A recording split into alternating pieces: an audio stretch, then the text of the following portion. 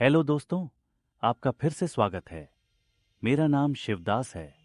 आज मैं आपके लिए लेकर आया हूँ गोदावरी गंगा के तट की एक कथा, जिसमें आपको यह बताया जाएगा कि हमारे हिंदुस्तान में आखिर मेहमान को भगवान क्यों मानते हैं, मेहमान क्यों भगवान के समान होता है।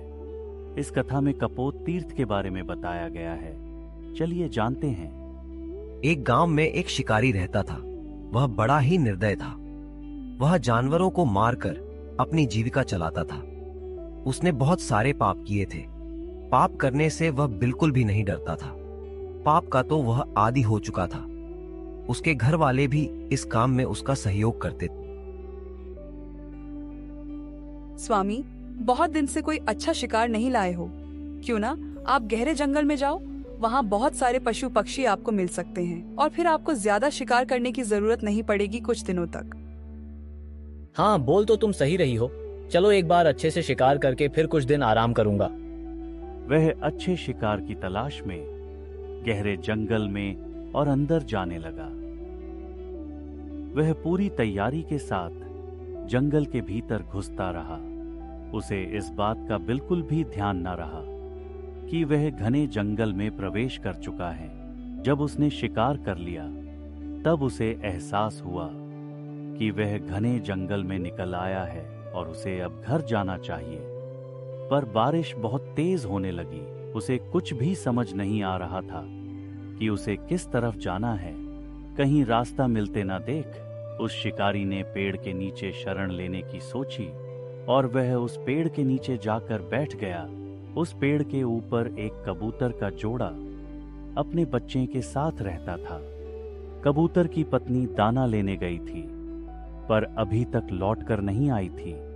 कबूतर अपनी पत्नी को ना आता देख बहुत चिंतित था, क्योंकि तेज बारिश हो रही थी। कबूतर बोला, ओ मेरी धर्मपत्नी, मेरी प्रिया, तुम कहाँ छोड़कर चली गई मुझे और मेरे बच्चों को? तुम्हारे बिना मेरा जीवन व्यर्थ है। तुम्हारे ही रहने से मेरे घर में रौनक रहती है। तुम्हारे बिना मेरा और मेरे बच्चों का क्या होगा? कुछ होना था तो मुझे हो जाता। तुम कहाँ चली गई? मेरा तुम्हारे बिना अब एक पल भी मन नहीं लगता। दरअसल कबूतरी को शिकारी ने अपने पिंजरे में कैद करके रखा हुआ था।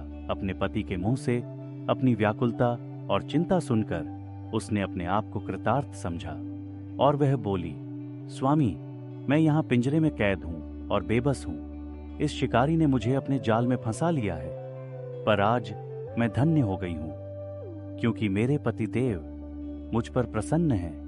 तो मानो सब देवता मुझ पर प्रसन्न हैं। कबूतरी की आवाज सुनकर कबूतर को थोड़ी राहत मिली और वह तुरंत पिंजरे की तरफ गया।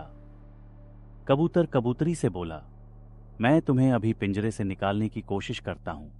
परंतु कबूतरी ने उसे मना कर दिया और बोली, स्वामी, यह जीवन तो एक ना एक दिन वैसे ही खत्म होना ही है।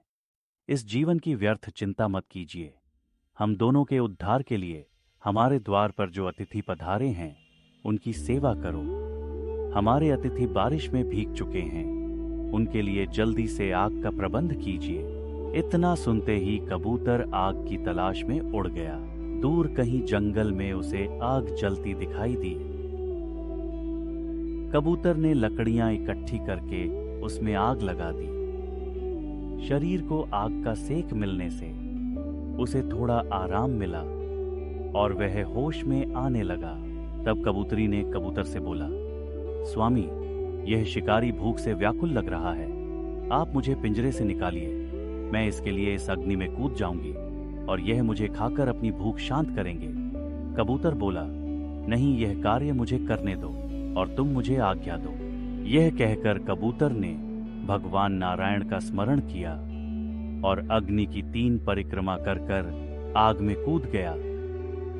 शिकारी यह देखकर हैरान हो गया और बोला, मुझ जैसे इतने निर्दयी आदमी के लिए आप लोग अपने प्राण क्यों त्याग रहे हो? तब कबूतरी ने बोला, आप हमारे अतिथि हैं। आपको सुख पहुंचाना, आपका ध्यान रखना हमारा कर्तव्य है।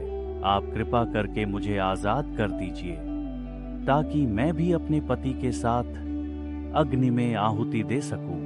उनके बिना मेरा जीना व्यर्थ है। इतना सुनते ही शिकारी तुरंत खड़ा हुआ और कबूतरी को पिंजरे से आजाद कर दिया। फिर कबूतरी अपने बच्चों के पास चली गई। कबूतरी ने अपने बच्चों को प्यार से निहारा और उन्हें सांत्वना देकर आग के पास वापस चली गई। कबूतरी वापस आग के पास आई और भगवान का स्मरण करके उस आग में कूद गई। इतने में वहां पर एक दिव्य विमान उतरा और उन दोनों की आत्मा दिव्य स्वरूप धारण कर विमान में चढ़ गई। तब वह शिकारी हाथ जोड़कर बोला, रुको रुको महात्माओं, मैंने बहुत पाप किए हैं, कृपा करके मुझे भी उद्धार का रास्ता बताकर जाएं।